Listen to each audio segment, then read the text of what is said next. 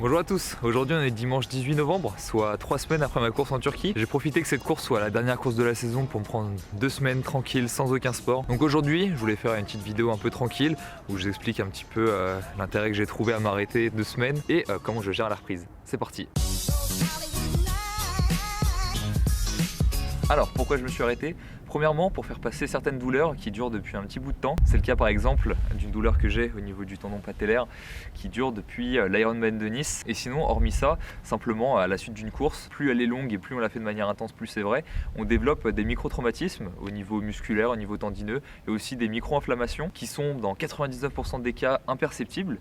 Le problème c'est que si on s'entraîne par-dessus, le micro il va s'enlever, ça va juste devenir soit un traumatisme, soit une grosse inflammation. Donc voilà, si vous faites partie des gros bourrins qui reprenaient l'entraînement directement après une course sans avoir fait de repos, eh bien dites-vous que c'est pas parce que vous n'avez aucune douleur que votre corps n'a pas souffert. Et c'est la même chose après une prépa, surtout si vous êtes entraîné intensément. Ça, il n'y a que vous qui pouvez le savoir. Il vaut mieux faire une pause volontairement à la fin de la saison plutôt que de reprendre trop vite et de se blesser au bout de 2 mois. En plus de ça, on est à un moment stratégique. Les prochaines compétitions sont dans longtemps, il commence à faire froid. La nuit se couche de plus en plus tôt, parce que j'en ai pas parlé, mais avant de partir en Turquie, il faisait 25 en France. Je suis parti à peine 4 jours, à peine. Et je reviens en France, il fait 5 degrés, il pleut, il fait gris. Donc c'est là où il faut comprendre que psychologiquement, j'avais au moins besoin de 2 semaines pour m'adapter au climat. Bref, tout ça pour dire que pour moi, ce repos, ça me permet de commencer cette nouvelle saison en pleine forme. Comme neuf, j'ai laissé le temps à mon corps de se régénérer, de se reposer, parce que mine de rien, on a une grosse année qui nous attend. À la suite de ces 2 semaines, j'ai repris tranquillement le sport. J'ai commencé avec la natation. Allez, on est parti pour un petit training montage.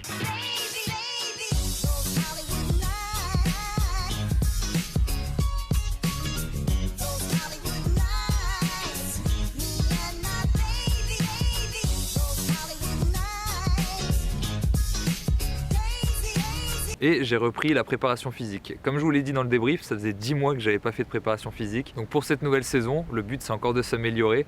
Donc quand on remarque une erreur, il faut la corriger. J'aurais pu reprendre le vélo aussi, surtout avec un temps comme ça, mais c'est vrai que je l'ai pas fait.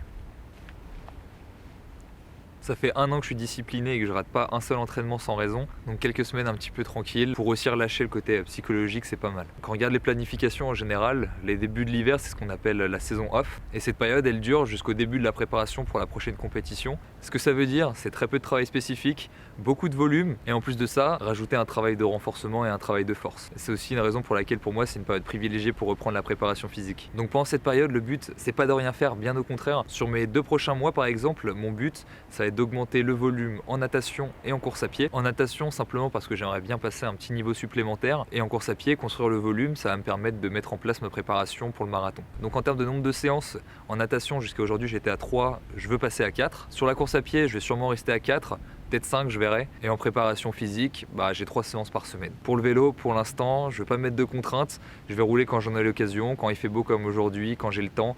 Voilà, c'est le sport que je vais un peu délaisser pendant l'hiver, surtout qu'il fait froid. Moi je vous le dis, sur l'hiver dernier j'ai été courageux. Je sens que cet hiver-ci, ça va finir sur le home trainer. Pour l'instant, pendant l'hiver, mon seul objectif c'est de maintenir mon niveau et ensuite je reprendrai un travail un peu plus spécifique après le marathon de Paris, je pense. De toute manière, les championnats du monde c'est en septembre, ça me laisse pas mal de temps. Donc voilà, ainsi s'achève la première vidéo de cette nouvelle saison. Comme je vous l'ai dit, le programme va être chargé marathon de Paris, championnat du monde de 73, peut-être d'autres courses dont je vous parlerai en temps et en heure. Sinon, toujours les classiques, je partagerai mes prépas, je partagerai mes objectifs. Je vous demanderai de faire des pronostics, peut-être un peu plus juste que la dernière fois cette fois. J'espère que vous êtes motivés pour cette nouvelle saison. Moi je le suis. Et voilà, cette année, j'espère qu'on va se faire plaisir. Sur ce, c'est pas parce qu'on commence une nouvelle saison qu'on doit changer les bonnes habitudes.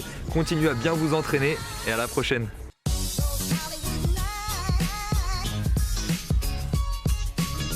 Et après, il la met sur le champ, faut pas que... Oh putain.